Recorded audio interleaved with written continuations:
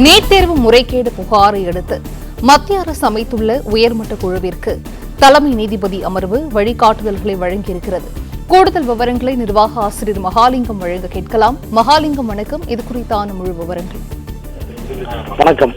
NEET தேர்வு முறைகேடு புகாரை அடுத்து உச்சநீதிமன்றம் இந்த வழக்கை தீவிரமாக விசாரணை மேற்கொண்டார்கள். அந்த விசாரணைக்கு பிறகு நடந்து முடிந்த அண்மையில் வெளியான நீட் தேர்வு முடிவுகளை ரத்து செய்ய முடியாது, மறு தேர்வுக்கு உத்தரவிட முடியாது என்ற ஒரு தீர்க்கமான தீர்ப்பை அறிவித்தார்கள்.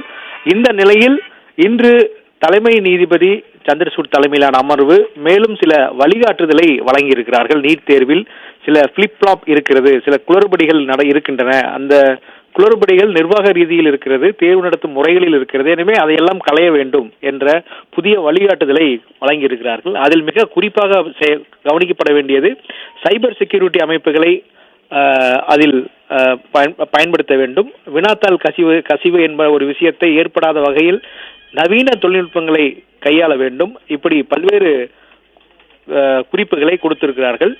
நீட் தேர்வு குளறுபடிகளை களைய உரிய வழிகாட்டுதல் தற்பொழுது மத்திய அரசு அமைத்திருக்கக்கூடிய உயர்மட்ட குழுவிற்கு தலைமை நீதிபதி அமர்வு வழங்கியிருக்கிறது.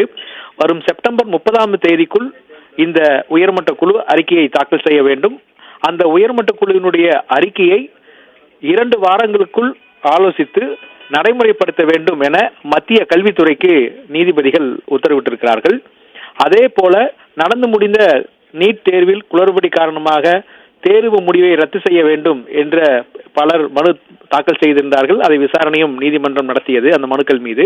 இந்த நிலையில் ஏன் நடந்து முடிந்த நீட் தேர்வினுடைய முடிவுகளை ரத்து செய்யவில்லை என்ற விளக்கத்தையும் நீதிபதிகள் வழங்கியிருக்கிறார்கள். பாட்னா, ஹசாரிபாக் என்ற 2 இடத்தில் மட்டும்தான் வினாத்தாள் கசிந்திருக்கிறது, ஒட்டுமொத்த தேர்வு முறையில் எந்த குளறுபடியும் நடக்கவில்லை என்ற உறுதியாயிருக்கிறது என்று நீதிபதிகள் தெளிவாக குறிப்பிட்டிருக்கிறார்கள். எனவே வினாத்தாள் கசிவை தடுக்க நவீன தொழில்நுட்பங்களை பயன்படுத்த வேண்டும் என்று தற்பொழுது வழிகாட்டுதலை வழங்கி தொடர்ந்து நீதிபதிகள் இது குறித்து பேசி வருகிறார்கள்.